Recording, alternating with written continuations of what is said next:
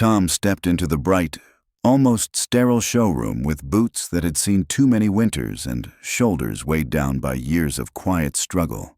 His teenage son Dylan followed just a step behind, the kind of silence between them that had grown comfortable over the years.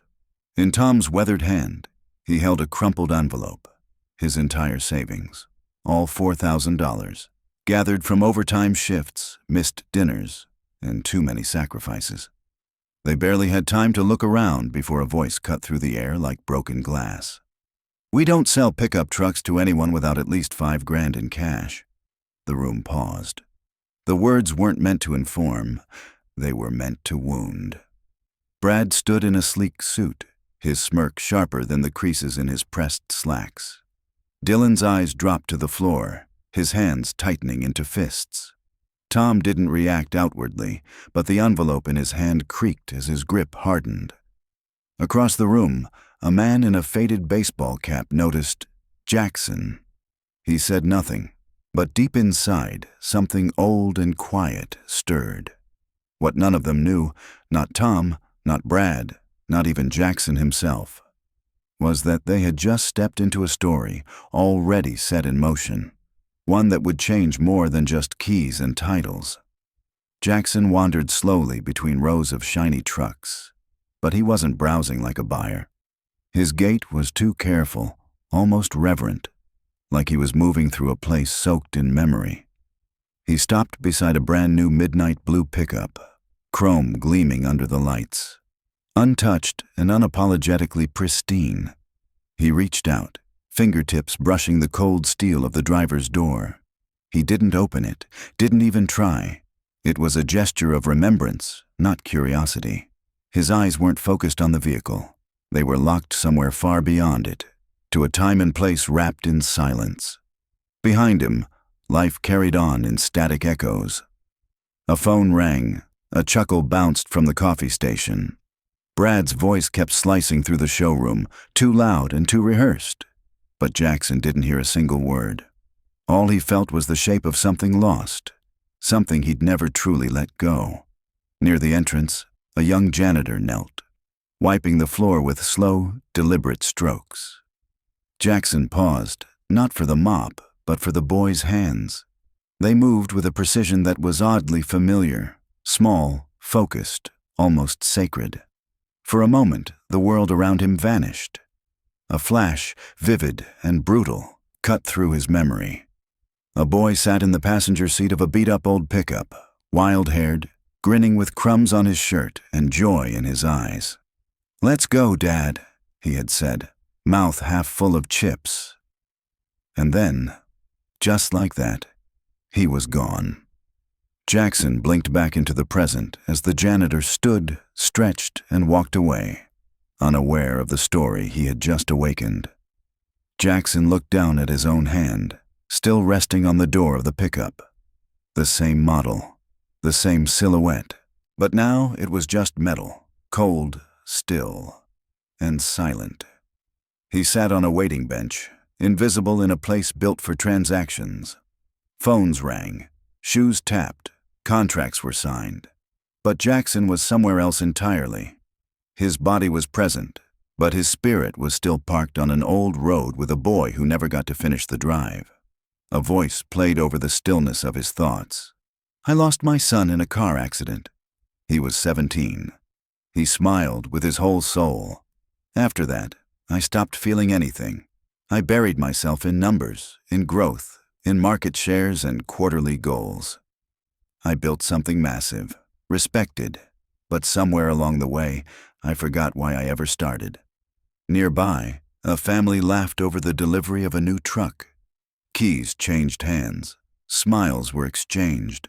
But Jackson didn't move, didn't even lift his gaze. His purpose had long since shifted. It was no longer about engines or sales. It was about memory, about trying to touch something lost. Drawn by something he couldn't name, Jackson wandered to the far end of the lot where the older trucks sat, out of spotlight, away from the noise. That's when he saw it. A gray F-150, 10 years old, modest, practical. No shine, no pretense, but solid, honest. He stopped, pressed his fingers to the driver's window. The glass was cool beneath his touch.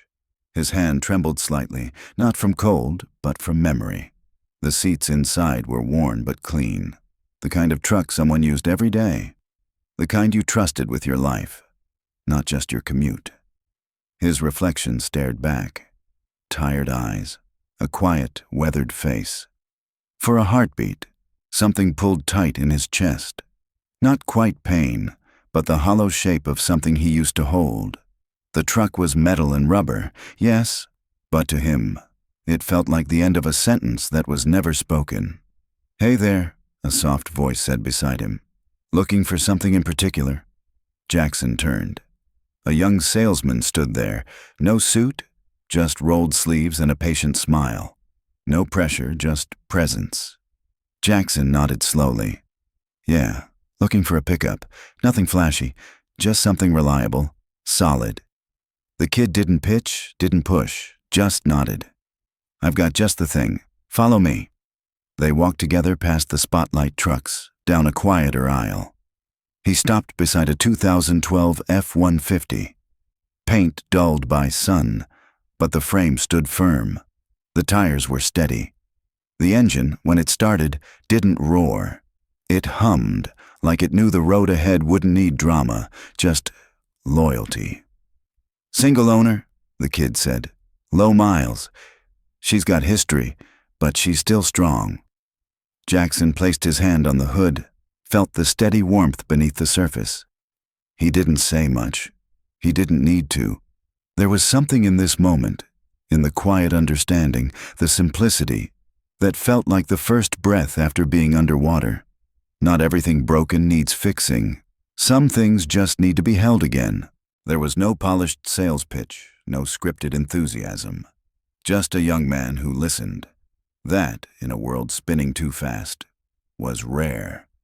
Tom stepped back into the showroom, his pace slower this time, like each step asked for permission. He looked around, uncertain, scanning faces until he found the one he'd remembered. Jake, the young salesman from earlier. There was something genuine in the way Jake had looked at him before, something unspoken but solid. Tom approached quietly, voice low, weathered. "Excuse me, that gray F-150, the older one, is it still around?" Jake nodded, eyes softening. "Yeah, still out back, solid truck, reliable." Then a pause, just long enough for hesitation to creep in. "But," Jake continued, "there are a few financial requirements. It's dealership policy."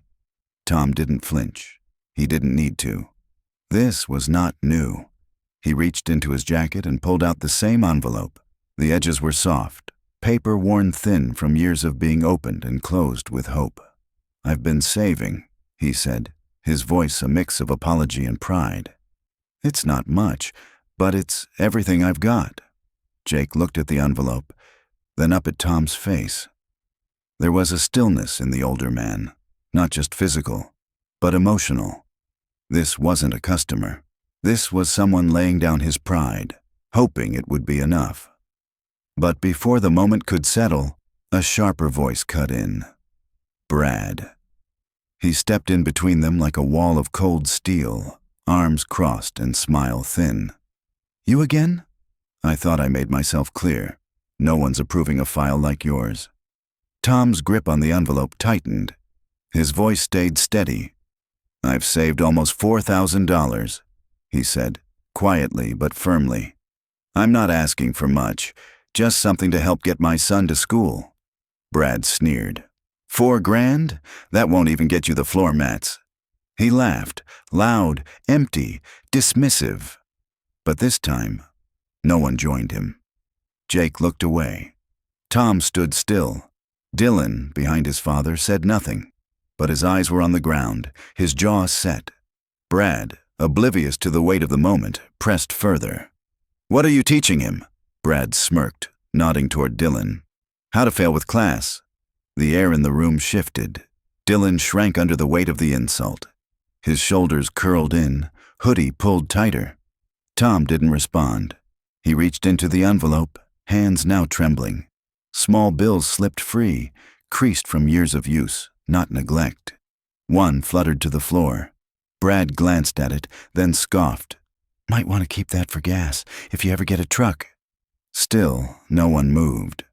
Jake looked like he wanted to say something, step in, speak up. But he hesitated. Tom bent down slowly, joints creaking under time and strain. He picked up the fallen bill and held the envelope to his chest like it was the last thing in the world that was still his. He didn't cry, didn't raise his voice, but in that stillness, there was a grief louder than rage, a silence that begged for dignity. And across the showroom, Jackson watched. His fingers curled into a fist, knuckles white, unmoving.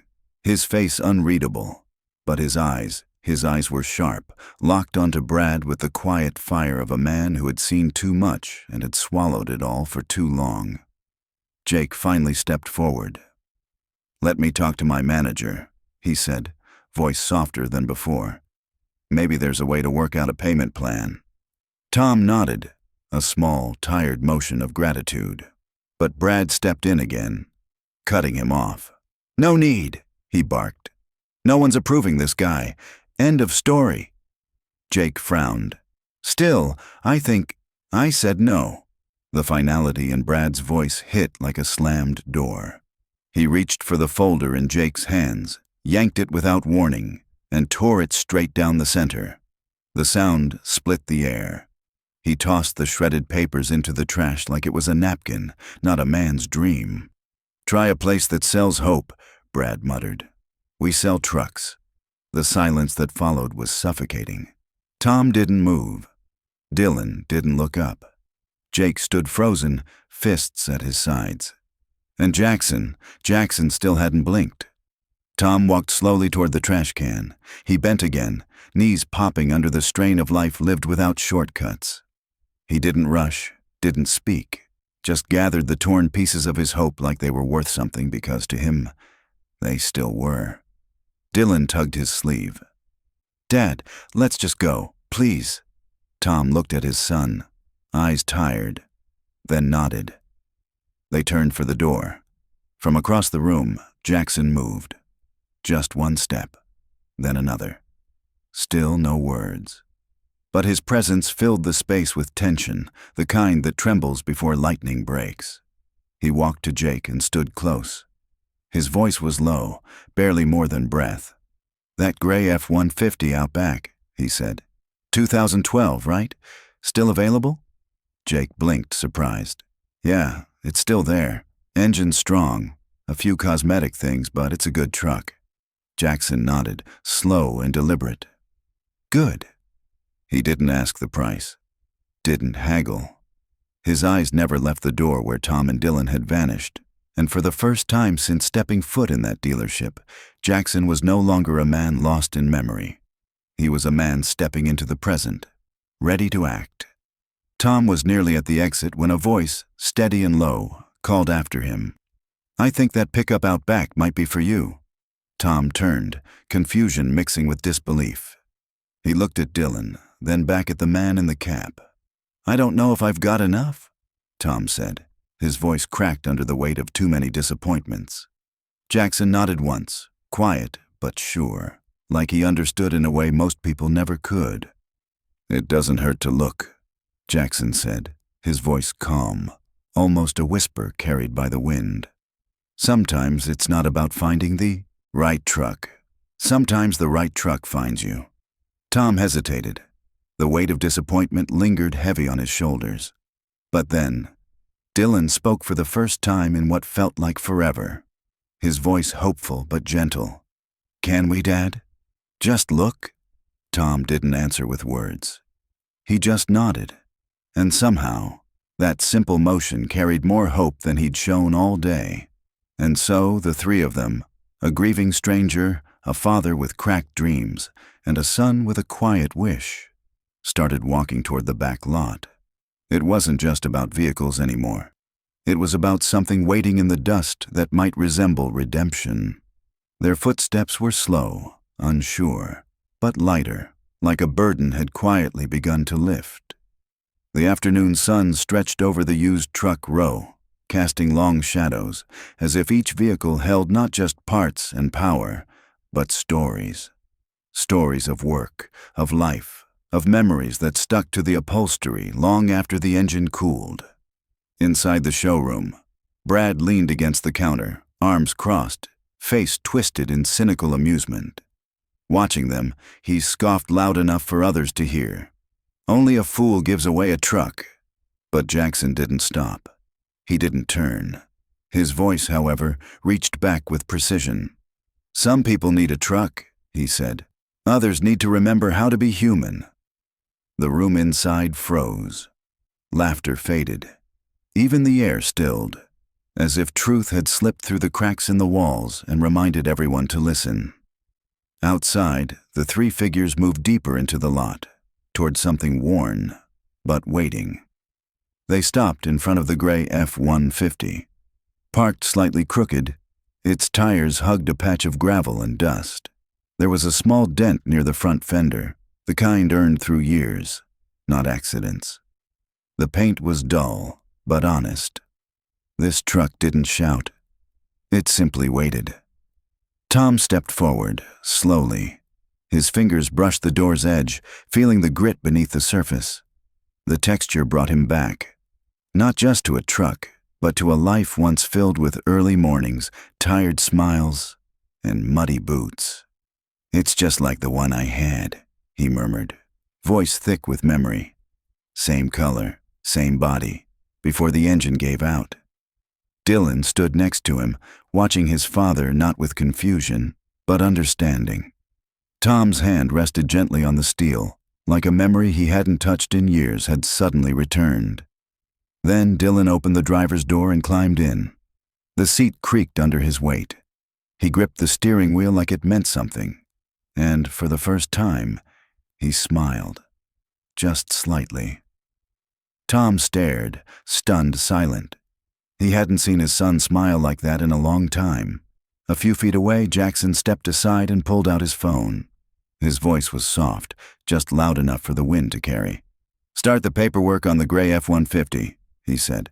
"Put it under the name Tom. No fees, no payments."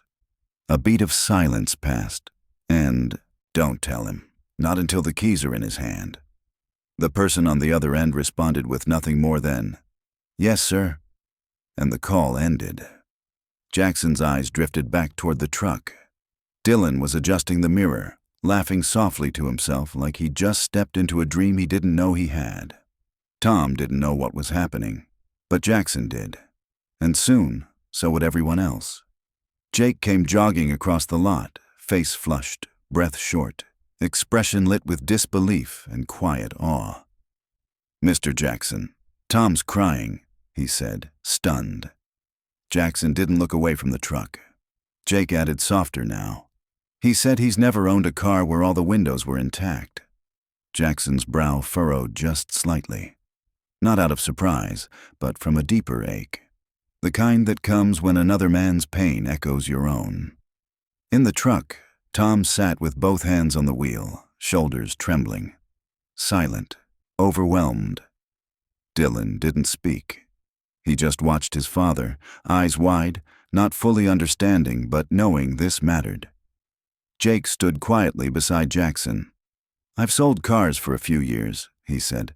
"I've never seen someone react like that over a truck." Jackson finally spoke, his voice low, weighted.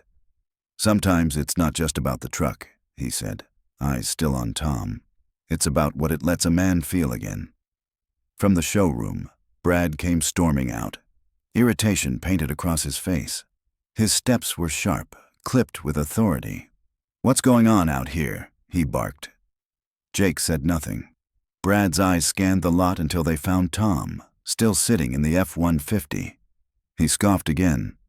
"You letting that homeless guy test drive inventory now?" Jake's jaw tightened. Brad shook his head, bitterness spilling out. "This is a dealership, not a charity. You think sad stories pay the insurance?" No one replied. Jackson was just a few feet away, silent, still, but watching. Brad's voice climbed. "You hand out trucks to every guy in flannel with a sob story. We'll be broke in a week." And then Jackson turned. Slowly, deliberately, he removed his weathered cap and folded it once in his hands. Jake's eyes widened. A moment caught in his throat. You're Jackson Reynolds." The name landed heavy, real, solid. Brad froze, as if he'd just walked off a cliff in his own ego. Jackson's gaze locked onto him, calm, focused, and entirely unwavering. Brad took a small step back. His bravado cracked. He realized he had never actually seen the man who'd been watching all along. "You turned away a father," Jackson said, voice steady and grounded. Not because he lied, not because he caused problems, but because he didn't have $5,000. Brad stood pale, mouth open, words gone. Jackson turned to Jake. "You didn't just sell a truck today," he said. "You held on to something this place can't afford to lose." Jake blinked. "What's that?" Jackson looked him in the eye. "Decency." No one spoke. The word hung in the air. Unshined, unpolished, but heavier than steel. Brad finally found his voice. "I was just following policy," he mumbled, hands half raised. "Just doing my job." Jackson stepped forward, the weight of command in his voice. "Then today, you'll do one last thing by the book." Brad squinted. "What?" "You'll clean out your desk." The word struck like a final verdict. No anger, no dramatics, just clarity. Jake didn't move. Customers stayed frozen. Even the sun felt still. Tom and Dylan stood in the distance, watching, unsure what just happened, but feeling the shift. Brad didn't argue. He didn't shout. He just turned and walked out, every step dragging his ego behind him. People watched. No one stopped him. Jake lingered. He looked at Dylan by the truck, proud but unsure. Quietly, he said to Jackson, "I used to be that kid. Wore the same shoes 2 years straight. Watched my mom count quarters for gas." His voice thickened. "I know what it feels like to be looked at like you don't belong." He glanced at Dylan again. "I never forgot that. I never will." Jackson gave a single nod. Two men, one hardened by years, one just starting to build his own legacy, connected not by title, but by their choice to care. Tom stood near the truck, still trying to understand, still trying to make sense of Grace. He looked at Jackson, eyes clouded with disbelief. "I don't understand." "Why me?" Tom asked, voice barely audible, like he wasn't sure he was allowed to speak the question aloud. Jackson stepped closer, placing a firm but gentle hand on Tom's shoulder. "This truck," he said, his voice low, steady, almost reverent, "was the last thing I kept from my son." Tom froze, his lips parted, but no sound came. Jackson's words weren't just words. They were stitched with memory, with pain, with something sacred. "He passed in an accident. Years ago." Jackson's tone dropped, heavier now. "I couldn't bring myself to sell it, couldn't even drive it." He looked at Dylan for a moment, young, hopeful. Then back at Tom. "But I think it's time it moves forward, with someone who'll make it matter again." Tom's throat tightened. His hands clutched the keys instinctively. He didn't even realize they were trembling. This wasn't a transaction. It wasn't charity. It was a legacy. And he had just been trusted with it. He turned to Dylan, his eyes brimming. No speech, no grand emotion. Just two arms reaching out and pulling his son into a hug so full, it erased years of space between them. Dylan wrapped his arms around his father, not asking why, not needing to. He just listened to the heartbeat. Then, softly, Dylan said, "Dad, we really have a truck now." Tom nodded against his son's shoulder, unable to speak, not because he had nothing to say, but because for the first time in too long, everything was finally being said without words. Dylan walked over to the F-150, ran his fingers along the door, gently, like he was afraid it might vanish if he pushed too hard. But it didn't vanish. It stayed, and it was theirs. Jackson stepped back slowly, hands in his coat pockets, his face carrying a softness that hadn't surfaced in years. He watched as Tom opened the driver's door, Dylan hopping into the passenger seat with a grin stretched wide across his face. The engine hummed to life. Steady, honest, like an old promise kept. The truck rolled slowly out of the lot, wheels kicking up nothing but dust and doubt, both now behind them. Jackson didn't wave. He didn't need to. His gaze followed them until the tailgate disappeared down the street, leaving behind more than just tire tracks. Inside the dealership, the buzz of business resumed. Phones rang, papers shuffled. But for Jackson, time held still. Just for a moment. One truck gone, 2 lives changed, and quietly, something inside him stirred, something that had been asleep. Jake appeared beside him, his footsteps quiet on the pavement. They both stared down the road, even though the truck was long gone. "You didn't just give away a truck," Jake said. "You showed me how to hold on to what actually matters." Jackson turned his head, just slightly. No speech, no nod, just a glance. But it landed with meaning. Jake chuckled, almost sheepishly. "I sell cars every day, but today, I saw something I won't forget." Jackson nodded slowly. The kind of nod that says, "You understand now." For a minute, they weren't boss and employee. Just 2 men. One who'd lost something, one just learning what to protect. What we give away defines us more than what we keep. Jackson stood quietly as the sky behind the dealership shifted into early dusk. Jake stayed beside him, waiting. Jackson finally spoke, his voice soft, like it was meant only for the wind. "I used to know why I started all this," he said. "Then somewhere along the way, I forgot." He looked at the building. Glass, steel, polished signs. But his gaze passed through all of it. It was always about people. And now, finally, it was again. The gray F-150 rolled through the lot's exit. Light caught the edge of its frame. Inside, Tom drove with both hands steady on the wheel. Dylan leaned back in the passenger seat, sneakers on the dash, eyes on his dad. And then, a smile. Not small, not scared. A full, honest smile that belonged to someone finally allowed to believe in something. No voiceover, no swelling music. Just the sound of tires against pavement. Moving forward, not fast, but free. The screen faded to black. The engine faded too. Silence. Then white text appeared. A pickup can carry bricks. It can carry tools. Or it can carry hope. Each line paused, given room to breathe. Then one final line. Left hanging like an echo. Sometimes we don't have to do harm to be wrong. Sometimes doing nothing is enough. The screen lingered in stillness. Because this time, no one was saved by outrage, no one rescued by force, but by something quieter, by not staying silent. But then, we see what could have happened. Tom stands outside the truck, confusion in his eyes. Dylan's already inside, his hands wrapped around the wheel, smile cautious but glowing. Tom tries to speak. Can't. He doesn't know how they got here. Only that this wasn't the end. It was the beginning. Jackson remains a few feet away, saying nothing, but the look in his eyes says more than 100 words.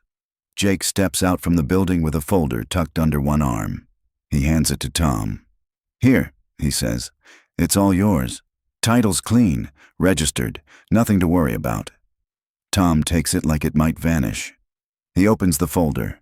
Inside, the paperwork, the key tag, and his name. His name, printed next to the word owner. He breathes in hard. Stunned. Jake places a hand on his shoulder. "You earned it, Tom. You did." Tom doesn't answer.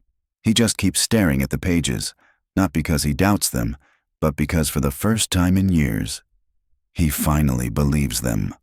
The truck glides away, slow, with the light catching the paint like an old photograph. Inside, Tom sits taller, confident, not proud, but full. Dylan turns toward him. His eyes say everything: pride, trust, and love. Outside, Jackson watches through the glass doors. A soft smile, barely there, touches his lips. Not wide, not loud, but real. And for the first time, Jackson isn't a businessman, a founder, or a shadow of who he used to be. He's simply someone who made something right, and didn't need anyone to know it. Jake asks quietly, "You coming back to run the place?" Jackson keeps his eyes forward, then shakes his head.